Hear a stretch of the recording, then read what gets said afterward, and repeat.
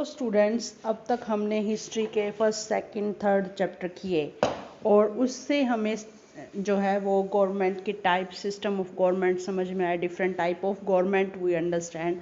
और 8 तक बच्चे आपने समझा होगा कि there are different type of government. So before starting our lesson what is democracy, why democracy, let's discuss about the different type of governments. So इनमें से कुछ नाम हैं, जैसे कि आप देख सकते हैं autocracy, oligarchy, democracy. These are the major 3 forms found in the whole world. और ये क्या हैं, जैसे कि autocracy, the all power rest with one person. Autocracy होती है जब एक सारी शक्तियाँ, decision taking power, ruling power that lies in one hand, एक व्यक्ति के हाथों में हो। जैसे कि एग्जाम्पल डायनेस्टिक किंग और एम्परर, जो मोनार्कियल सिस्टम होता है वो इसी में आता है। ओलिग्रेसी में आता है small group of people hold power. छोटा सा ग्रुप जो है वो पावर को, सारी शक्तियों को, रूलिंग पावर्स को अपने हाथों में लेकर रखता है, जैसे चर्च होती थी पहले। तो ये पुराने ओल्ड सिस्टम ऑफ रूलिंग है। ओल्ड सिस्टम ऑफ रूलिंग इन्हें कहा जाता है। पुराने शासन तंत्र, राजा का शासन तंत्र जो था, उसमें ज़्यादातर ऑटोक्रेसी और ओलिगेसी पाए जाते थे। Democracy is the new system. Let's discuss some other form of government now, like monarchy, the rule of the king, dictatorship, autocracy, and theocracy, oligarchy. These are the different form of government. तो 8 तक बेटा आप ये सारा autocracy, oligarchy, democracy पढ़ के आए। Democracy में सिविक्स में आपने सिस्टम ऑफ गवर्नमेंट पढ़ा था, आपकी कंट्री की पार्लियामेंट्री फॉर्म ऑफ गवर्नमेंट पढ़ी थी। ऑटोक्रेसी, ऑटोक्रेटिक रूल को आपने पढ़ा हिस्ट्री में। तो in this civics we will discuss about democratic values. तो इसके लिए मैंने आपको सारा 8 तक का बताया, समझाया, ताकि आप समझ सकें कि किस तरह से डिफरेंट रूल ऑफ गवर्नमेंट काम करते हैं। So let's discuss democracy. So all of you must know the simplest definition of the democracy here written. Democracy is a form of government in which the rulers were elected by the people. Rulers are elected by the people. Democracy वो शासन तंत्र है जिसमें शासक जो हैं लोगों द्वारा, रूलर्स जो हैं वो लोगों द्वारा चुने जाते हैं। अब हम इसमें आप कहेंगे तो हमें पता ही है, सिंपल डेफिनेशन के रूलर इलेक्टेड होते हैं, वो डेमोक्रेसी होती है। तो now we will elaborate that definition, और you can say meaning of democracy में देखिए। अब rulers are elected by, who are these rulers, कौन है ये rulers. What kind of election, election कैसा होगा, कौन लोग इलेक्शन में वोट डालेंगे, कैसे होगा इलेक्शन, कब होगा, हु आर द पीपल, कौन होंगे वो लोग, और सरकार कैसी हो, और गवर्नमेंट कैसी होगी। डेमोक्रेसी की सिंपल डेफिनेशन इब्राहिम लिंकन ने दी, democracy is the government of the people, by the people, for the people. तो डेमोक्रेसी में यही हमें देखना है कि ये इलेक्शन, रूलर, ये लोग कौन है। These different questions raises, we have to discuss these in the meaning of democracy में। हम मीनिंग ऑफ डेमोक्रेसी को अच्छे से, डेमोक्रेसी को समझेंगे, इसका सिंपल मीनिंग को ब्रॉड कंसेप्ट में हम समझेंगे कि डेमोक्रेसी इन ब्रॉड कंसेप्ट है क्या, मीनिंग ऑफ डेमोक्रेसी हमने पढ़ा। So let's discuss this question one by one. So very first हमारा क्वेश्चन यही है कि who are the rulers, rulers कौन होंगे। सबसे पहले तो यही हमारे डेमोक्रेसी में जानने की ज़रूरत है। तो इसमें एक एग्जाम्पल के द्वारा ये बताने की कोशिश की गई है, बुक में बड़े अच्छे से एग्जाम्पल्स के थ्रू आपको समझाने की कोशिश की गई है, समझाया गया है। Let's discuss with that example of the book. So ये जो इमेज है ये जनरल परवेज़ मुशर्रफ हैं, जो पाकिस्तान के 1999 में प्रेसिडेंट बने थे। कैसे बने थे, कैसे इलेक्शन हुआ था, कैसे ये शासक बने, लेट्स डिस्कस विद दिस। तो वेरी फर्स्ट क्वेश्चन ये है, who are the rulers and major decisions taken by the elected leaders और नोट। तो पाकिस्तान में जनरल परवेज़ मुशर्रफ ने मिलिट्री को, यानी सेना की सहायता से अक्टूबर 1999 में सत्ता हथिया ली। He become the chief executive of the country. और फिर उन्होंने 2002 में later he in 2002 he held a referendum in the country and guaranteed the extension, उसको 5 साल की एक्सटेंशन मिल गई। मीडिया ने, पाकिस्तानी मीडिया ने, ऑर्गेनाइजेशंस ने इस रेफरेंडम को फ्रॉड कहा, गलत तरीके से, मैला प्रैक्टिसेस मीन्स गलत तरीकों का प्रयोग करके जीता हुआ इलेक्शन कहा। तो ये पाकिस्तान में हुआ था। तो let's see And after that, in legal framework in August 2002, he issued a legal framework order. उसने एक लीगल कानूनी रूप से ऑर्डर निकाल दिया जिसमें कि उसने कॉन्स्टिट्यूशन में ही अमेंडमेंट कर दिया. And he dismiss the provisional assemblies civilian cabinet जो है एक सुपरवाइज करने के लिए नेशनल सिक्योरिटी काउंसिल बनाई. After passing laws election will be held. उसने इलेक्शन करवाए. And he want to become the president of the country and continued with that. वो चाहता था.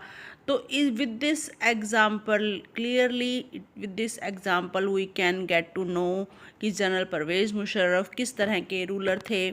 क्या उन्हें जनता ने चुना था या फिर उनको जो है वो रिप्रेजेंटेशन मिला था बाय वो किस तरह से डिसीजन टेकिंग पावर किसके पास थी. ये सारा इसमें हमें समझ में आता है. With the example we came to know कि ना तो उन्हें लोगों ने इलेक्ट किया था ना ही डिसीजन टेकिंग पावर जो है सबके पास थी. नेक्स्ट, सो कैन वी से दिस टाइप ऑफ गवर्नमेंट है डेमोक्रेटिक? नो, क्योंकि इलेक्शन हुआ बट इलेक्शन में रिप्रेजेंटेशन लोगों का नहीं था.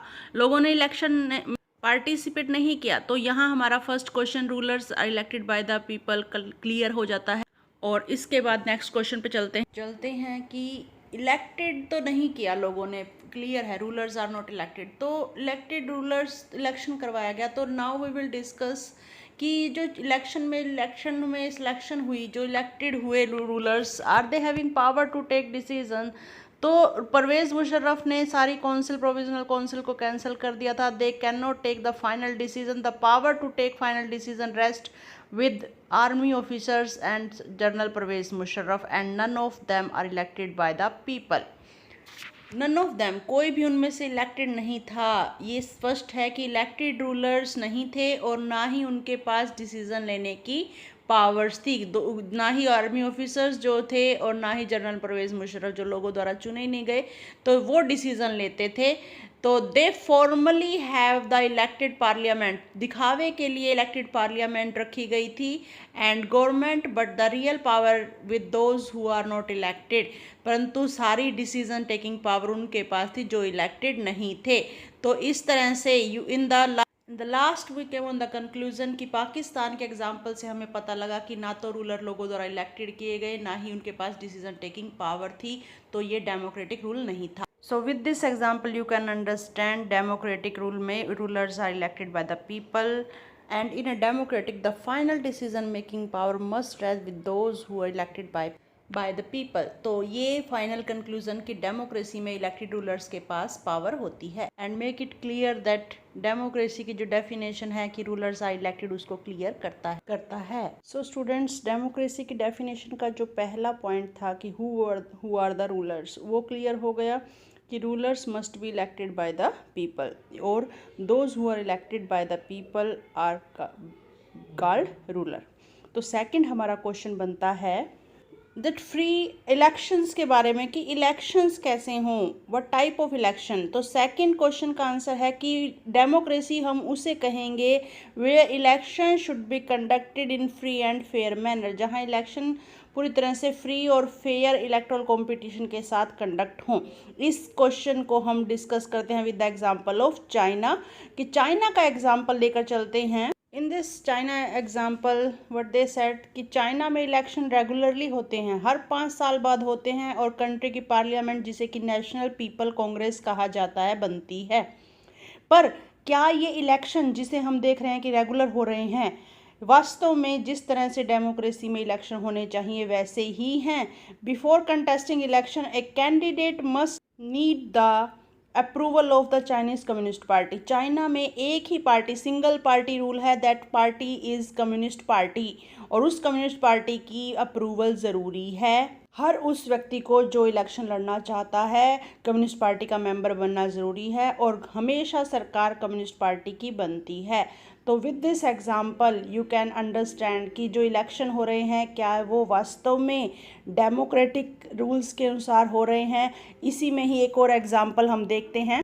इन मैक्सिको में क्या है कि इलेक्शन में हुए 2000 election were held and won by PRI party.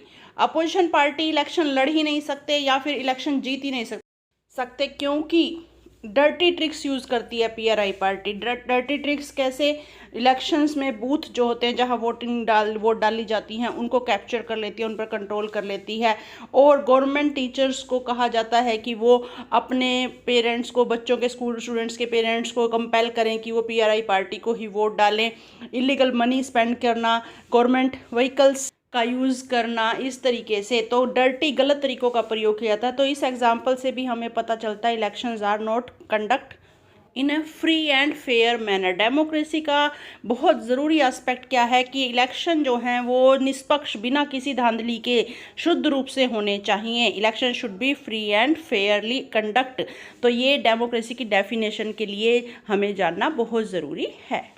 यहाँ तक बेटा हमने डिस्कस किया डेमोक्रेसी की डेफिनेशन को, कि सिंपल डेफिनेशन जो है democracy rulers are elected by the people, तो उसको अब हम विस्तार से डिटेल में हम डिस्कस कर रहे हैं।